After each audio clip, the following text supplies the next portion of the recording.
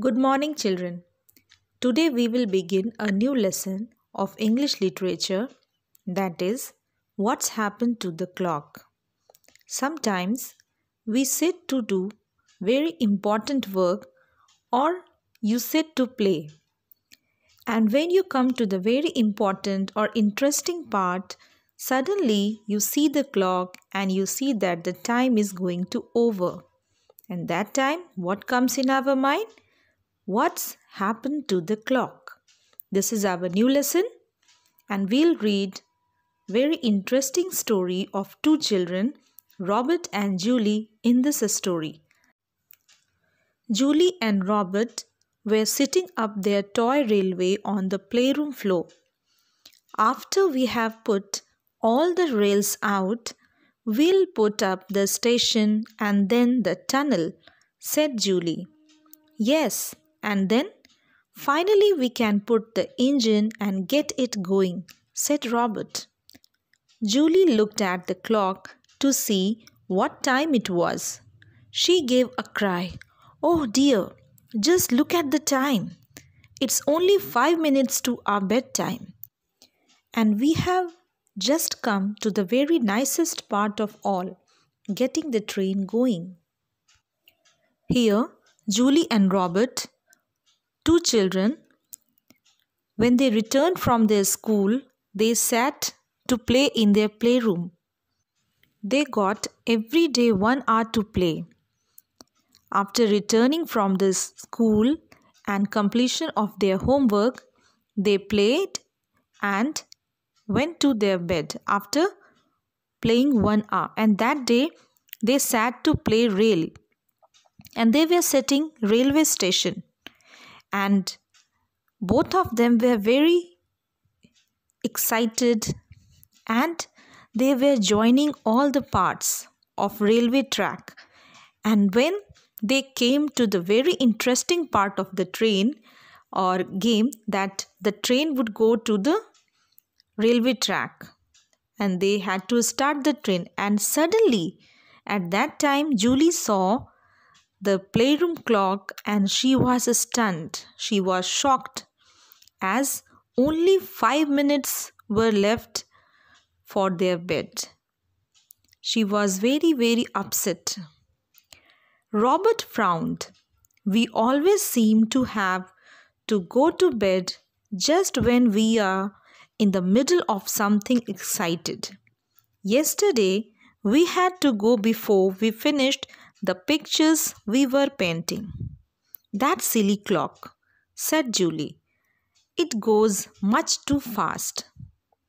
Here, Robert and Julie, both of them were very upset. Here, children, the word frowned means brought the eyebrows close together or forming lines between them. Sometimes we do it to express irritation. When Robert saw the clock, he complained that yesterday also it happened to them when they were painting and suddenly the time was over. Julie also complained, that silly clock always went much too fast. What's mother doing? Said Robert suddenly. She's cleaning some cupboards, said Julie. Why? Well, she won't guess the time. Then, said Robert, and he got up from the floor. He went to the clock and turned the hands so that instead of saying 9:15, they said 8:15. There, said Robert, we have got another hour to play. Oh, Robert, said Julie, shocked. You can't do that. Mother isn't wearing her watch today. Because the glass is broken, said Robert. She'll come and look at this clock and she'll think it's right. So we'll have a whole hour extra to play. Julie didn't say any more. She wanted the extra hour. When Julie said that only 5 minutes were left for their bedtime, Robert was very upset And suddenly he stood up and asked about the mother, that what was she doing and where was she. Julie said that mother was busy in cleaning cupboards. At that time, Robert said that now she would not be able to guess the time, and he got up from the floor and went suddenly to the clock and turned the hands so that the clock was saying the time 9:15 instead of 8:15.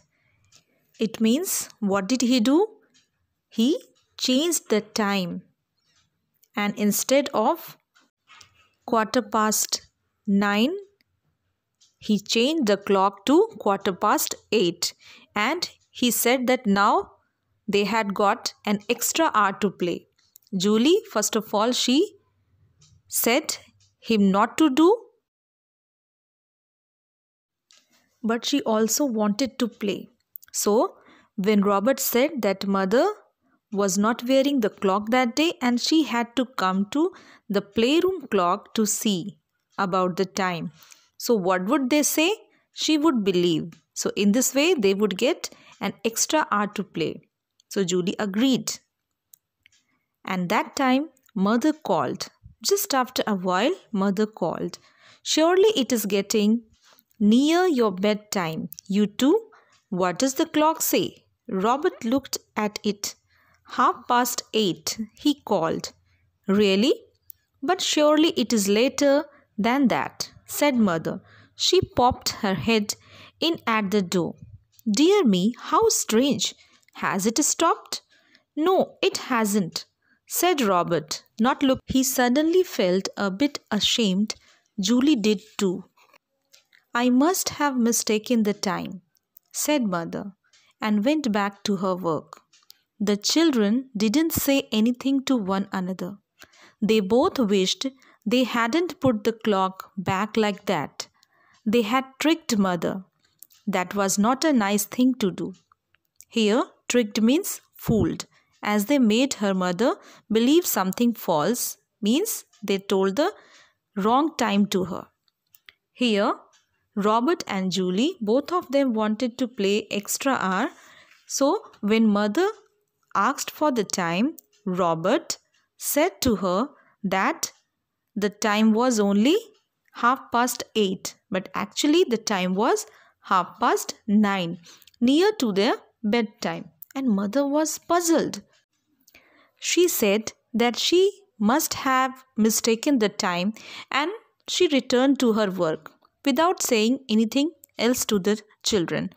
But children were ashamed of their work, as they told lie to their mother. They didn't say anything to each other and felt very ashamed for telling lie to their mother. And that thing was not a nice thing to do, as they didn't do it earlier. But they wanted to play, so they did it.